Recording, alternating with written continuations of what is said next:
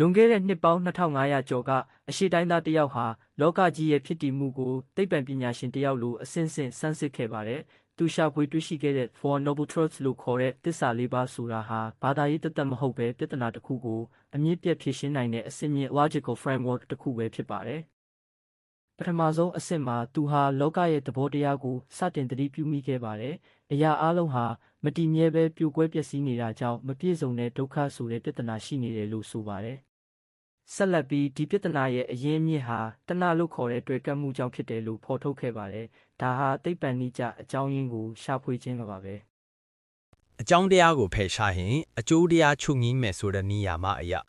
နိရောဓသစ္စာမှာဒီတွေ့ကပ်မှုတွေကိုသာဖြတ်တောက်နိုင်ရင်စိတ်ရဲ့အမြင့်ဆုံးတည်ငြိမ်မှုအခြေအနေဖြစ်တဲ့ state of equilibrium ကိုရောက်ရှိမယ်လို့သူကဆိုပါတယ်။ဒါဟာစိတ်ပိုင်းဆိုင်ရာယောဂအားလုံးကင်းစင်သွားတဲ့ end of suffering ဆိုတဲ့ရလဒ်တစ်ခုရှိကြောင်း theory အရတင်ပြခဲ့တာမှာနောက်ဆုံးဆင့်ကတော့ဒီရလဒ်ကိုရောက်ထိုးအတွက်လက်တွေ့ကျင့်သုံးရမယ် scientific protocol ပါပဲ။ဒါကိုမကခေါ်မကသစ္စာသို့မဟုတ် the noble eightfold path လို့ခေါ်ပါတယ်။ဒါဟာယုံကြည်မှုတသက်မဟုတ်ဘဲစိတ်ကိုပိုမိုကြည်လင်စေဖို့နဲ့ဗလိုက်မှုကင်းတဲ့